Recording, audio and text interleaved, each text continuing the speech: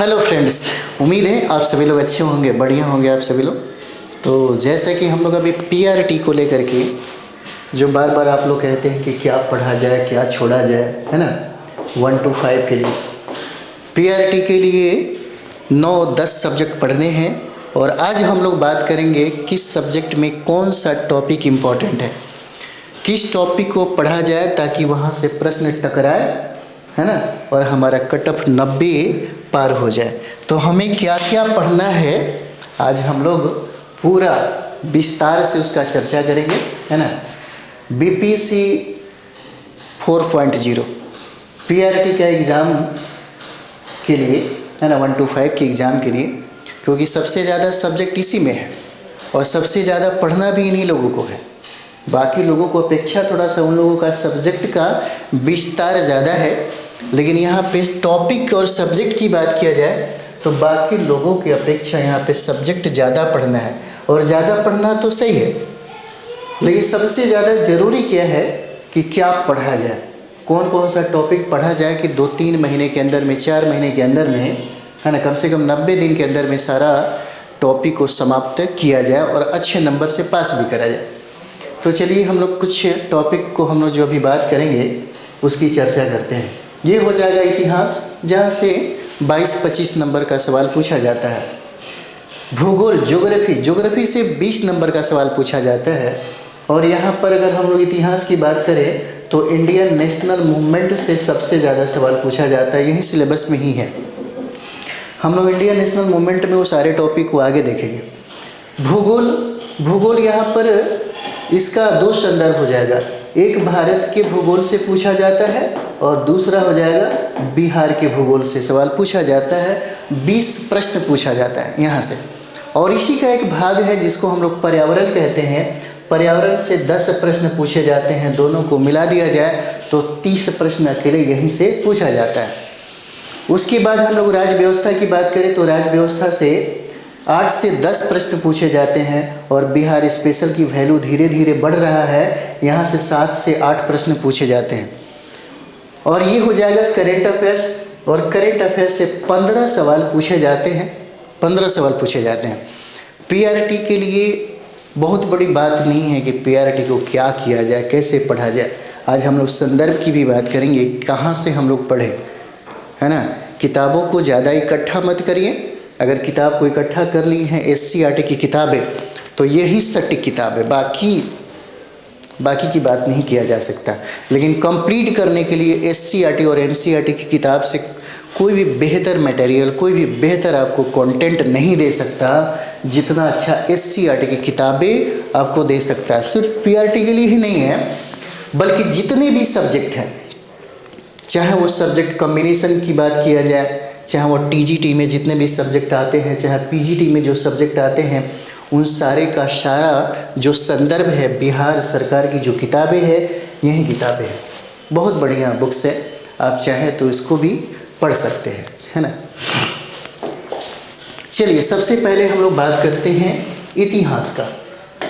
इतिहास में क्या क्या पढ़ना चाहिए, क्या क्या सिलेबस है, देखिए कंप्लीट करने के लिए एक फंडा और भी होता है, सिलेबस दिमाग में रहना चाहिए। जो लोग सबसे पहले सिलेबस का अध्ययन करते हैं उनका तैयारी समझिए कि संपूर्ण हो जाता है, है ना। यहाँ पर हम लोग को इंडियन नेशनल मूवमेंट पढ़ना है। इंडियन नेशनल मूवमेंट पढ़ना है, यानी कि 1885 से लेकर के हम लोग को 1947-48 तक का इतिहास जो है वो पढ़ना है। कांग्रेस की स्थापना से लेकर के देश की आज़ादी तक यहीं से सबसे ज़्यादा सवाल पूछा जाता है। और आपके बीपीएससी में यही सिलेबस है। किसी भी एग्ज़ाम को फाइट करने के लिए ये सबसे पहला ज़रूरी है कि जिस एग्ज़ाम को हम देने जा रहे हैं, यानी कि 1 to 5 का एग्ज़ाम जब हम देने जा रहे हैं तो ये हमें समझ में आना चाहिए कि हमारे सिलेबस में क्या है, कौन कौन सा टॉपिक है जहाँ से पढ़ने से ज़्यादा फायदा हो जाएगा, है ना। सही दिशा में काम करने पर थोड़ा मेहनत तो ज़्यादा लगेगा, लेकिन रिजल्ट 100% मिलेगा। तो यहाँ हम लोगों को इतिहास में इंडियन नेशनल मूवमेंट पढ़ना है, राष्ट्रीय आंदोलन से ही प्रश्न पूछे जाते हैं। 1885 से लेकर के 1947 तक ही हमको यहाँ से पढ़ना है। चलिए टॉपिक देखते हैं। सबसे पहला टॉपिक कांग्रेस की स्थापना। कांग्रेस की स्थापना से प्रश्न पूछा जाता है और सर्वाधिक प्रश्न जो है इसके अधिवेशन से है। सर्वाधिक जो प्रश्न है इसके अधिवेशन से पूछा जाता है। प्रमुख अधिवेशन जो है, जैसे बिहार की अधिवेशन की जब हम लोग पढ़ेंगे इंडियन नेशनल मूवमेंट, तो ये हमारा जो संदर्भ होगा बिहार के संदर्भ में होगा। अब जरा सोच के देखिए, जब आप एनसीईआरटी पढ़िएगा या किसी का भी सार संग्रह खरीद लेते हैं, तो यदि आपसे कांग्रेस की स्थापना और अधिवेशन को लेकर के जब बिहार के संदर्भ में प्रश्न पूछेगा बीपीएससी, तो जो विद्यार्थी एससीईआरटी का अध्ययन किया रहेगा वही प्रश्न बनाएगा। फिर आप कहेंगे कि हमने तो किताबें रटी थी, हमने तो एनसीईआरटी पढ़ा था, हमने तो सारे संग्रह भी पढ़ा था, लेकिन प्रश्न हमसे अधिवेशन और कांग्रेस से नहीं बना, क्योंकि बिहार के संदर्भ में बीपीएससी ने चैलेंजिंग प्रश्न पूछा था। तो जो चैलेंजिंग प्रश्न पूछेगा बिहार के संदर्भ में, वह बिहार सरकार की जो किताबें हैं एससीईआरटी का जो विद्यार्थी पढ़ेगा वही बनाएगा। तो कांग्रेस की स्थापना के संदर्भ में प्रश्न पूछे जाएंगे, अधिवेशन के संदर्भ में प्रश्न पूछे जाएंगे। उसके बाद 1905 में बंगाल का विभाजन होता है। बंगाल के विभाजन से, है ना, बंगाल के विभाजन से प्रश्न पूछा जाता 1905 में जो हुआ। उसके बाद हम लोग देखेंगे 1906 में मुस्लिम लीग का गठन होता है। 1906 में मुस्लिम लीग का गठन होता है। यहाँ से भी प्रश्न पूछा जा सकता है आपसे, यहाँ से 1906 में जो हुआ था, है ना। उसके बाद देखिए, उसके बाद हो सकता है आपसे पूछे 1917 में जो चंपारण सत्याग्रह हुआ था, चंपारण सत्याग्रह, और चंपारण सत्याग्रह से हमेशा बीपीएससी सवाल बनाया है, प्रश्न पूछा है। उसके पहले अगर आप जाते हैं तो 1916 का होम रूल लीग का जो गठन है, वहाँ से भी, है ना, जो हम लोग क्लास में जब देखेंगे तो क्लास में हम लोग सब सारा का सारा जो टॉपिक है वो सब हम लोग पढ़ा रहे हैं, ताकि आपसे एक प्रश्न भी गड़बड़ ना हो, छूटे ना हो, है ना। छूटेगा तो फिर गड़बड़ हो जाएगा। एक नंबर पे आदमी को मेहनत करना पड़ता है, क्योंकि आप देखिएगा बहुत ऐसे विद्यार्थी हैं जो पहला चरण, दूसरा चरण, तीसरा चरण का एग्ज़ाम दे रहे हैं, कभी 1 नंबर से, कभी 2 नंबर से, 3 नंबर से, 5 नंबर से छूट जाते हैं। सोचिए उनको कितना तकलीफ होता होगा। फिर से उतना ही मेहनत करना पड़ेगा इस बार के एग्ज़ाम में, और बार बार हम नहीं चाहते हैं कि बार बार आपको इतना ही मेहनत करना पड़े, क्योंकि पढ़ना इतना आसान काम नहीं है। 1917 में चंपारण सत्याग्रह है। ये सबसे ज़्यादा सवाल बिहार के संदर्भ में ही पूछा जाता है, बिहार के संदर्भ में। और यही चंपारण, जिस चंपारण के बारे में महात्मा गांधी को पता भी नहीं था कि चंपारण नाम का कोई साइट भी है, लेकिन यही चंपारण सत्याग्रह जो महात्मा गांधी का पहला सत्याग्रह है, यही गांधी को महात्मा बना दिया। तो यही 1917 हम लोग पढ़ेंगे। उसके बाद 1919 का जो जालियांवाला बाग हत्याकांड होता है, जालियांवाला बाग हत्याकांड है, जालियांवाला बाग हत्याकांड ये हम लोग पढ़ लेंगे। और उसके बाद 1919 में ही आप देखते हैं रॉलेट एक्ट आया था, जिसको हम लोग काला कानून कहते हैं। इसी समय, है ना, रॉलेट एक्ट आया, रॉलेट एक्ट जिसको हम लोग, है ना, काला कानून कहते हैं, इसको हम लोग पढ़ लेंगे। और इसी समय 1919-20 की बात है तो खिलाफत आंदोलन भी हम लोग को पढ़ना है। बिहार के संदर्भ में अगर पढ़ेंगे तो ज़्यादा फायदा होगा। इसी समय खिलाफत आंदोलन भी हो रहा था, खिलाफत आंदोलन, है ना, यहाँ से प्रश्न पूछे जाते हैं। उसके बाद जो सबसे मोस्ट इम्पॉर्टेंट सवाल पूछा जाता है, क्योंकि महात्मा गांधी का सबसे जो बड़ा जन आंदोलन था, सबसे बड़ा जो आंदोलन था, सबसे बड़ा जो महात्मा गांधी का आंदोलन था, यही 1920 का असहयोग आंदोलन था, जहाँ से सबसे ज़्यादा सवाल असहयोग आंदोलन से पूछा जाता है। असहयोग आंदोलन महात्मा गांधी का 1 अगस्त 1920 को उन्होंने प्रारंभ किया था, और 1 अगस्त 1920 को ही बाल गंगाधर तिलक की मृत्यु हो गई। यहीं से सवाल सबसे ज़्यादा पूछा जाता है। जब असहयोग आंदोलन को स्थगित कर दिया तो बहुत ऐसे नेता थे, राष्ट्रीय नेता थे, जो खफा हो गए, नाराज हो गए और उन्होंने अलग पार्टी की स्थापना की। जो आप देखेंगे 1923 में तो एक स्वराज पार्टी का गठन होता है। स्वराज पार्टी का गठन होता है CR दास के द्वारा और मोतीलाल नेहरू के द्वारा। यहाँ से भी प्रश्न जो है पूछा जाता है, तो ये भी हम लोग पढ़ लेंगे, स्वराज पार्टी, है ना। उसके बाद यहाँ पर देखिएगा 1928 में साइमन कमीशन भी आता है, जहाँ सॉन्डर्स के लाठियों के मार से लाला लाजपत राय की मृत्यु हो गई थी, उसे भी हम लोग पढ़ेंगे। और 1930 से लेकर के 1932 में 3 गोल मेला सम्मेलन होता है। 1930, 1931 और 1932, पहला, दूसरा, तीसरा पूछा जाता है यहाँ से सवाल, है ना। और 1932 में पूना पैक्ट हुआ था, महात्मा गांधी और डॉक्टर BR अम्बेडकर के मध्य में हुआ था, यहाँ से भी सवाल पूछा जाता है। 1931 का गांधी इरविन समझौता हम लोग देख लेंगे। गांधी इरविन समझौता, है ना, इरविन समझौता, यहाँ से सवाल पूछे जाते हैं। ये सारे सिलेबस में है, जो आप एक बार पढ़ लीजिएगा, है ना। कहीं भी पढ़ना चाहते हैं कोई दिक्कत नहीं है, लेकिन पढ़िए, ये टॉपिक पढ़ना होगा। कहीं भी पढ़ रहे हैं लेकिन पढ़िए, क्योंकि नौकरी चाहिए और 4.0 में एक सीट कन्फर्म करना चाहते हैं तो आपको ये पढ़ना होगा। और यहीं से सवाल पूछे गए हैं, चाहे पहला, दूसरा, तीसरा, जितने भी, है ना, पेपर जो हुए हैं, हम लोग री एग्ज़ाम भी देख लीजिएगा, वो सारे के सारे सवाल इससे बाहर अभी तक पूछा ही नहीं गया है, क्योंकि सिलेबस जब ऑलरेडी BPSC दिया है तो यहीं से प्रश्न जो है बनाएगा और पूछेगा भी। तो 1932 में हम लोग पूना पैक्ट भी देख लेंगे, है ना। पूना पैक्ट से भी सवाल पूछा जाता है। और 1923 में हुआ था यहाँ पर, 1923 में सविनय अवज्ञा आंदोलन, गांधी का ही था। सविनय अवज्ञा, है ना, अवज्ञा आंदोलन से प्रश्न पूछा जाता है यहाँ पर 1930 में। और 1940 में महात्मा गांधी के द्वारा व्यक्तिगत सत्याग्रह स्टार्ट किया गया था। व्यक्तिगत सत्याग्रह, है ना, व्यक्तिगत सत्याग्रह प्रारंभ हुआ था, यहाँ से भी सवाल पूछा जाता है। उसके बाद महात्मा गांधी का सबसे बड़ा आंदोलन था 1942 में भारत छोड़ो आंदोलन।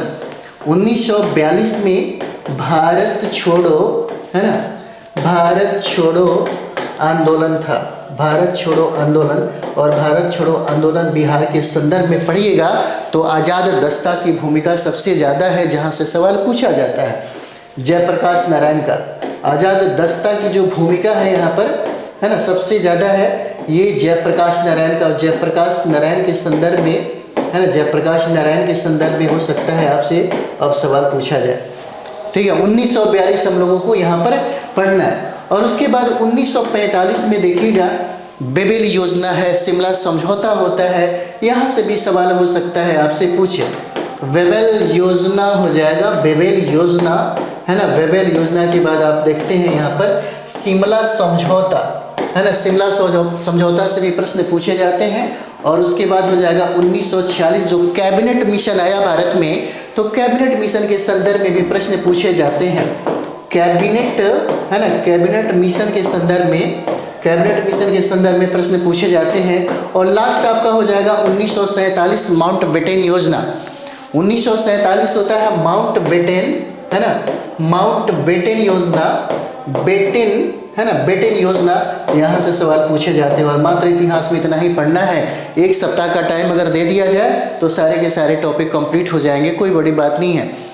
और इसमें हम लोगों को ये पढ़ना होगा कि मानते हैं कि हम लोग को अधिवेशन पढ़ना है, तो बहुत सारे अधिवेशन है, कौन सा अधिवेशन पढ़ा जाए ताकि एग्जाम के लिए ज़्यादा फायदा हो। उसी तरीके से जितने भी हम लोगों ने टॉपिक देखा है ना, जैसे गांधी इरविन समझौता में क्या देखा जाए, पूना पैक्ट में क्या हुआ था, तो जो चीज़ें हैं जहाँ से प्रश्न बार बार पूछे जाते हैं, बनाए जाते हैं, उस चीज़ पे हम लोग को क्लिक ज़्यादा करना होगा। सविनय अवज्ञा आंदोलन है, व्यक्तिगत सत्याग्रह है, तो ये सारे टॉपिक जो हैं बहुत इंपॉर्टेंट हो जाते हैं, है ना, ताकि फ़ायदा हो इसका हमको, ठीक है। तो ये इतिहास के संदर्भ में इतने सवाल, इतने जो टॉपिक है, यहीं से 22-25 नंबर का सवाल जो है आपसे पूछा जाएगा, है ना। चलिए आगे हम लोग देखते हैं, वह हो जाएगा हम लोग का ज्योग्राफी। ज्योग्राफी से, है ना, ज्योग्राफी यानी कि भूगोल, है ना, क्या क्या पढ़ना है। देखिए ज़्यादा हम नहीं बताएंगे, कहाँ आप तीनों चरण का जब अध्ययन करेंगे तो आपको खुद पता चलेगा। आप इस टॉपिक को अगर पढ़िएगा तो आपको पता चल जाएगा कि इतना ही से हमारा काम निकल सकता है। मानव भूगोल हम लोग को पढ़ना है, मानव भूगोल है ना, जिसमें इंपॉर्टेंट टॉपिक है जैसे जनसंख्या। जनसंख्या से हमेशा सवाल पूछा जाता है, जनसंख्या। और जनसंख्या से ऐसा नहीं है किसी भारत से पूछेगा, इसलिए हम संदर्भ यहाँ पे लिखते हैं कि बिहार के जनसंख्या के संदर्भ में प्रश्न पूछेगा और भारत के जनसंख्या के संदर्भ में प्रश्न पूछेगा, है ना, इंपॉर्टेंट टॉपिक हो जाता है। और इतना ही नहीं, जनसंख्या ही नहीं बल्कि जनजाति से भी सवाल अगर पूछता है, यहाँ देखिए जनजाति, अगर हम लोग जनजाति पढ़ते हैं तो जनजाति के संदर्भ में 2 जगह से प्रश्न बनता है। सबसे पहले बिहार का जनजाति, यहाँ से सवाल पूछता है, उसके बाद भारत का जनजाति, यहाँ से सवाल पूछता है जनजाति से। उसी तरह से है अगर हम लोग कृषि की बात करें, कृषि से, क्योंकि आपको पता होगा कृषि हमारे भारत की अर्थव्यवस्था का क्या है, रीढ़ है, और शरीर में रीढ़ जो है यही सब कुछ है, बाकी सब बेकार है ना। तो कृषि जो है ये हमें भारत के संदर्भ में पढ़ना है और बिहार के संदर्भ में भी पढ़ना है, और बहुत इंपॉर्टेंट ये सब टॉपिक है और बहुत इजीली कंप्लीट करा जा सकता है, क्योंकि 20 नंबर का सवाल है। 20 नंबर का सवाल, 20 नंबर के प्रश्न को बनाने के लिए बहुत इजीली तरीके से इसे हम लोग अपने बस में कर सकते हैं, जो अपने बस में है उसे करना चाहिए, है ना। तो मानव भूगोल में हम लोग को पढ़ना है जनसंख्या, भारत के संदर्भ में, बिहार के संदर्भ में जनजाति, भारत के संदर्भ में, बिहार के संदर्भ में कृषि देखेंगे तो भारत के संदर्भ में और बिहार के संदर्भ में यहाँ पर पढ़ना है। उसके बाद जो सबसे इम्पोर्टेंट आपका है वह हो जाता है अपवाह तंत्र या नदी तंत्र की बात करें, है ना। अपवाह तंत्र और नदी तंत्र जो है बिहार की नदी से सबसे ज़्यादा सवाल पूछे जाते हैं। उसके बाद हो जाएगा भारत की नदियाँ, भारत की नदियाँ। तो इतना हम लोग पढ़े, और भी टॉपिक है, आगे बढ़ते हैं हम लोग, है ना। उसके बाद जलवायु, जलवायु आपके बिहार से भी प्रश्न पूछा जा सकता है ना, और भारत के संदर्भ में भी, भारत के संदर्भ में भी सवाल पूछा जाता है। उसके बाद यहाँ पर है वह हो जाएगा आपका मिट्टी। मिट्टी आप देखते होंगे, मिट्टी के संदर्भ में भी प्रश्न पूछा जाता है। मिट्टी, मिट्टी ये बिहार के संदर्भ में पढ़ लीजिए, है ना, और भारत का मिट्टी पढ़ लीजिए, भारत का, है ना, भारत का मिट्टी पढ़ लीजिए। इतना काफ़ी है, अगर इतना पढ़ लेते हैं तो मुझे लगता है कि प्रश्न नहीं छूटेगा। एक और टॉपिक है संसाधन, है ना, संसाधन। अगर इतना पढ़ लिया जाए तो ज्योग्राफी से सवाल नहीं छूटेगा, बिल्कुल नहीं छूटेगा ज्योग्राफी से, बहुत इम्पोर्टेंट है। उसके बाद हम लोग देखते हैं पर्यावरण, क्योंकि पर्यावरण जो है, पर्यावरण जब आप ज्योग्राफी पढ़ेंगे तो पर्यावरण जो है यह ज्योग्राफी का एक पार्ट हो जाता है, एक हिस्सा हो जाता है। इसलिए जब दोनों को हम लोग ऐड कर देंगे, यहाँ ज्योग्राफी को और प्लस EVS को अगर हम लोग ऐड कर दें तो यहाँ से 30 प्रश्न पूछे जाते हैं, है ना। यहाँ से 30 प्रश्न पूछे जाते हैं। क्या क्या पढ़ना है तो ये हो जाएगा पर्यावरण भूगोल, सॉरी ये हो जाएगा पर्यावरण भूगोल, है ना। यहाँ से देखिए सबसे जो ज़्यादा इम्पोर्टेंट है, सबसे जो ज़्यादा इम्पोर्टेंट है वह पारिस्थितिकी एवं जैविक भूगोल हो जाएगा। पारिस्थितिकी, है ना, पारिस्थितिकी एवं जैविक भूगोल से, जैविक भूगोल से, है ना, जैविक भूगोल से सवाल पूछे जाते हैं। उसके बाद यहाँ पर देखिएगा अभी भारत में ही नहीं बल्कि पूरी दुनिया में सबसे बड़ी जो समस्या है वह प्रदूषण का समस्या है। तो प्रदूषण से भी सवाल बनाए जाते हैं और पूछे जाते हैं। उसके बाद यहाँ देखिएगा जो भारत में आपदा जो है, आपदा जैसे बाढ़ हो गया, सूखा हो गया, बिहार के संदर्भ में देखेंगे तो बिहार में प्रमुख समस्या है बाढ़ का, प्रमुख समस्या है किसका, सूखा का। उसके बाद भारत की जो आपदा के संदर्भ में प्रश्न पूछे जाते हैं, आपदा के संदर्भ में, तो ये भी इम्पोर्टेंट हो जाता है। अभी आप देखिए अमेरिका कैलिफोर्निया के जगह में क्या हुआ, भीषण जंगलों में आग लग गई, कितने मकान, कितने लोगों की क्षति हुई है। तो इस आपदा के संदर्भ में हो सकता है ऐसे सवाल आपसे, जब भारत में कुछ ऐसा घटता है, बिहार में कुछ ऐसा घटता है तो सवाल बनता है और पूछा भी जाता है आपसे, है ना। उसके बाद है पर्यावरण संरक्षण। पर्यावरण संरक्षण से, पर्यावरण संरक्षण से सवाल पूछा जाता है यहाँ पर। उसके बाद यहाँ पर देखिए बायोम से भी, है ना, बायोम से प्रश्न बनते हैं। और प्राकृतिक जो प्रदेश है, और प्राकृतिक जो प्रदेश है, प्राकृतिक प्रदेश, यहाँ से प्रश्न बनते हैं और पूछे जाते हैं। इतना कर लीजिए तो 10 प्रश्न यहीं से आपका बन जाता है। बहुत है, 10 प्रश्न आपका यहीं से बन जाता है ना। तो बस टॉपिक, अगर कोई भी किताब पढ़ रहे हैं, यदि आप SCERT का किताब पढ़ रहे हैं, है ना, या कोई भी मटेरियल किसी का पढ़ रहे हैं, तो पारिस्थितिकी एवं जैविक भूगोल है, उसको पढ़िए। और सबसे बड़ी बात क्या है, अब देखिए प्रदूषण तो आप पढ़ लीजिएगा। क्या प्रदूषण के संदर्भ में भारत सरकार और बिहार सरकार ने कौन सा काम किया, इसलिए कौन सी योजना बनाई जा रही है, क्या इसके कारण क्या थे? हो सकता है, क्योंकि आप देखिए BPSC में कुछ ऐसे प्रश्न पूछे जाते हैं, निवारण के संदर्भ में इसको कंट्रोल करने के लिए भारत सरकार ने कौन सा कदम उठाया। तो भारत सरकार का हो सकता है जो कदम है वह पूछा जाए। हो सकता है बिहार सरकार भी इसके संदर्भ में काम कर रही है, तो कौन से काम कर रही है, किस योजना पे काम कर रही है, किस प्रकार से काम कर रही है, कौन सा कदम उठा रही है, तो हो सकता है ऐसे सवाल पूछे जाए। बिल्कुल ऐसे ही बनाए जाते हैं। तो इस तरह से हम लोगों को समझना होगा कि हमारे लिए क्या इम्पोर्टेंट है और कहाँ से कौन से कंटेंट जो है हम लोग यहाँ से निकाल सके, है ना। तो चलिए आगे हम लोग बढ़ते हैं। उसके बाद हम लोग देखते हैं पॉलिटी, राज्य व्यवस्था से ज़्यादा नहीं पढ़ना है, ज़्यादा मत परेशान हुई कि बहुत ज़्यादा पढ़ना है। अगर 3 टॉपिक 4 टॉपिक अगर पढ़ा जाए तो 70-80 दिन में एकदम कंप्लीट हो जाएगा। रिवीजन के लिए भी आपके पास टाइम निकल जाएगा, है ना, रिवीजन के लिए निकल जाएगा। और साथ ही साथ यहाँ देखिए, तो आप MCQ जब लगाएंगे, जब आप MCQ बनाएंगे, तब आपको लगेगा कि हमने ये सब कुछ पढ़ा था। इसीलिए अगर आप सोचते हैं कि हम सारे किताबों का अध्ययन ना करें, डायरेक्ट हम MCQ करें, तो उसका कोई फ़ायदा, कोई बेनिफिट नहीं है। बेनिफिट तब मिलता है जब आप सिलेबस को कंप्लीट किए रहते हैं।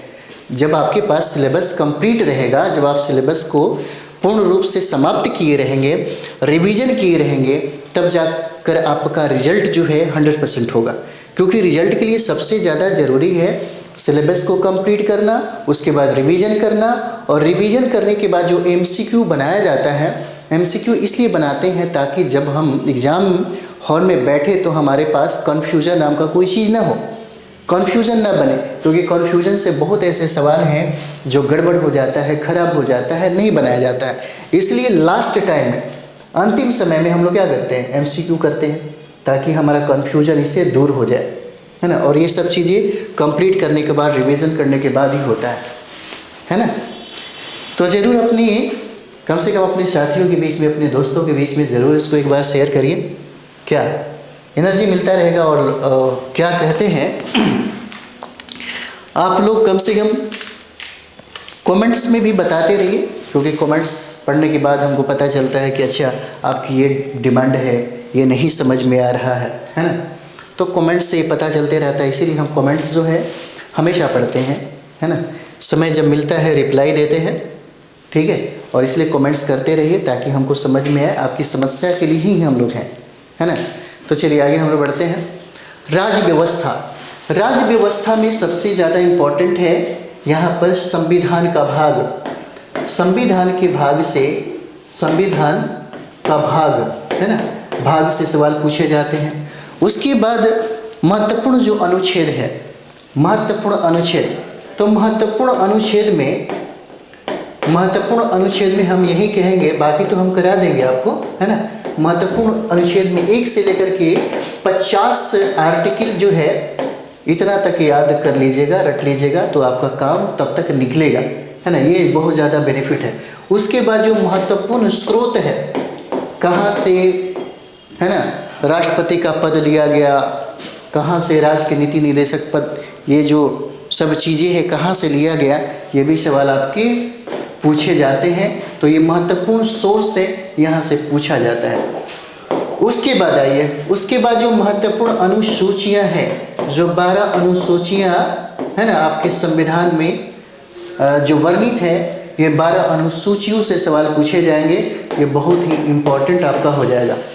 उसके बाद देखिएगा संविधान जो संशोधन है, संविधान संशोधन, और संविधान संशोधन तो बहुत हुआ, लेकिन अभी जो करंट में जो संविधान संशोधन हुआ है उसके संदर्भ में पढ़िएगा, और यहाँ से हम आपको बता देंगे कौन सा संविधान संशोधन इम्पोर्टेंट है और वहीं से हमेशा सवाल पूछा गया है।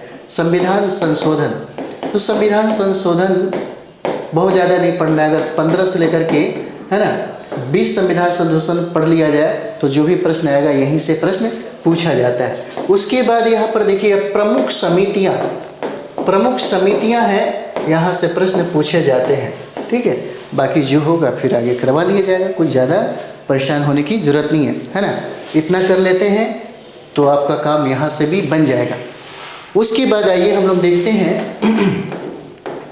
बिहार स्पेशल।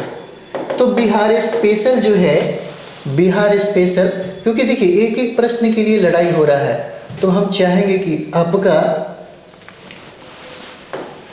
आपका एक एक प्रश्न जो है आपका अपना हो, है ना। यहाँ पर जैसे में हम लोगों को अगर पढ़ना हो तो यहाँ पर देखिए बिहार का, है ना, बिहार का भूगोल से देखिए क्या क्या पूछा जा सकता है। जैसे बिहार का भूगोल हो गया, है ना। अगर हम लोग भारत का भूगोल पढ़ रहे थे तो वही सब चीज़ें अगर हम लोग बिहार के संदर्भ में पढ़ लें तो हमें यहाँ पढ़ने की ज़रूरत नहीं पड़ेगा। जैसे में यहाँ पर हमें बिहार का सामान्य परिचय पढ़ना है, सामान्य परिचय से हमेशा सवाल पूछा जाता है, सामान्य परिचय से। और जब हम लोग सामान्य परिचय पढ़ेंगे तो यहाँ पर भौतिक विभाजन पढ़ लेंगे, भौतिक विभाजन से भी सवाल पूछे जाते हैं, भौतिक विभाजन से। और भौतिक विभाजन के बाद देखिएगा नदी तंत्र जो है, अपवाह तंत्र जो है, नदी से भी सवाल पूछे जाते हैं। यहाँ पर मिट्टी और जलवायु से भी सवाल बनते हैं, मिट्टी जलवायु से सवाल बनते हैं ना। देखिए टॉपिक अलग अलग खंडों में हम बांट दिए हैं, इसलिए थोड़ा ज़्यादा लग रहा होगा, लेकिन पढ़िएगा तो 10-15 पन्ना होगा, 10 से 15 पन्ना होगा, इतना में ये सब चीज़ें समाप्त हो सकता है।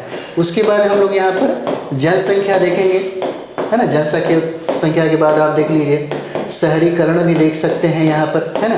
उसके बाद कृषि से भी सवाल हो सकता है पूछे, और उसके बाद खनिज से, है ना, खनिज से सवाल पूछा जा सकता है। इतना में आपका काम जो है ना। जलप्रपात जो है, जलप्रपात, उसके बाद अभ्यारण्य जो है ना, अभ्यारण्य जो हम लोग करवा ही देंगे सब चीज़, तो यहाँ से सवाल पूछे जाते हैं। बस इतना ही बिहार ज्योग्राफी से सवाल अगर पूछता है तो ये आप बना सकते हैं। उसी तरीके से जैसे बिहार स्पेशल में आप जाइएगा तो बिहार का इतिहास, तो बिहार का इतिहास में हमको क्या पढ़ना है, यानी कि स्वतंत्रता संग्राम में बिहार की भूमिका कब से कब तक, तो 1885 से लेकर के 1947 तक। बस इतना से सवाल पूछेगा तो निश्चित तौर पे आप बनाएंगे, और यहीं से पूछा ही जाता है।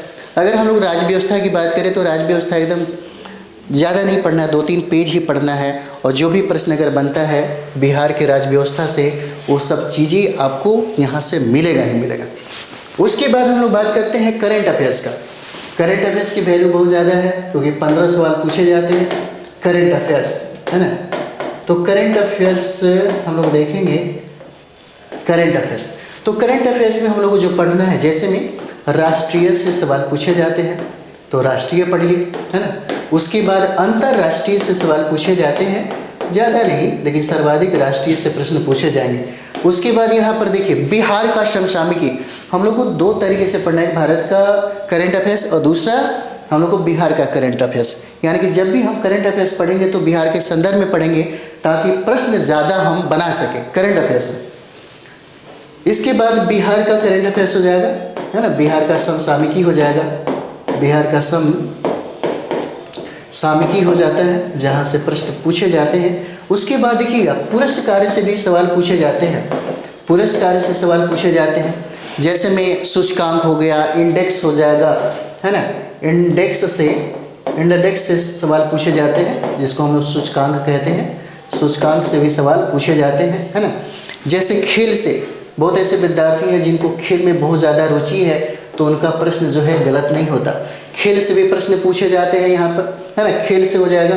उसके बाद किताब से भी सवाल पूछा जा सकता है, जैसे जो चर्चा में रहा है, जो पुस्तक चर्चा में रहा है वहाँ से प्रश्न पूछा जाता है। प्रमुख नियुक्तियाँ जो है ना, प्रमुख नियुक्तियाँ प्रमुख नियुक्तियां से सवाल पूछा जाता है। प्रमुख नियुक्तियां जो है यहाँ से सवाल पूछा जाता है ना, प्रमुख नियुक्तियां से। जैसे में एक चीज़ और भी देख लिया जाए, योजना से भी प्रश्न पूछे जाते हैं, सम्मेलन से भी प्रश्न पूछे जाते हैं, और ब्रांड एम्बेसडर हो जाता है। ब्रांड एम्बेसडर से भी सवाल पूछे जाते हैं, सम्मेलन से भी प्रश्न पूछे जाते हैं। सम्मेलन की बात करें तो सम्मेलन से भी प्रश्न पूछे जाते हैं। और हमें मात्र 8 माह का करंट अफेयर्स पढ़ना है। मात्र 8 माह का क्या पढ़ा जाए? बहुत ऐसे विद्यार्थी हैं डेली का न्यूज़पेपर पढ़ते हैं, तो डेली का न्यूज़पेपर पढ़ने वाले विद्यार्थी करंट अफेयर्स में सबसे ज़्यादा स्कोर करेंगे, है ना। तो न्यूज़पेपर पढ़ते रहिए। उसके बाद आप चाहें तो SPD आता है ना, SPD का करंट अफेयर्स आप उसको पढ़ सकते हैं, नहीं तो पत्रिका दर्पण पढ़ सकते हैं, नहीं तो आप चाहें तो बहुत ऐसे सोर्स है, यूट्यूब का भी सहारा ले सकते हैं। हम लोग के यहाँ क्लास स्टार्ट हो गया है करंट अफेयर्स का भी, है ना। तो हम लोगों को करंट अफेयर्स में इतना बहुत है, काफ़ी है। यहाँ देखिएगा तो इतना काफ़ी। जैसे में अगर हम लोग PRT की बात करें यहाँ से, तो PRT में यानी कि 1 to 5 क्लास में 15 सवाल पूछे जाते हैं, और जब आप GS 40 का बनाते हैं वहाँ से करंट अफेयर्स का 8 सवाल पूछा जाता है। नहीं पे जो हम लोगों ने चर्चा किया था वो इतना ही से पूछा जाता है, ऐसा कुछ भी नहीं है कि कुछ ज़्यादा है ना। तो हम लोग मिलते हैं नेक्स्ट वीडियो में, हम लोग मिलते हैं, ठीक है। बाकी जो कुछ रहा है जैसे मैथ, रीजनिंग, साइंस और भी कुछ जो सब्जेक्ट रहा है उसका टॉपिक हम लोग पढ़ते हैं अगली बार, ठीक है। Thank you very much. आपसे लोग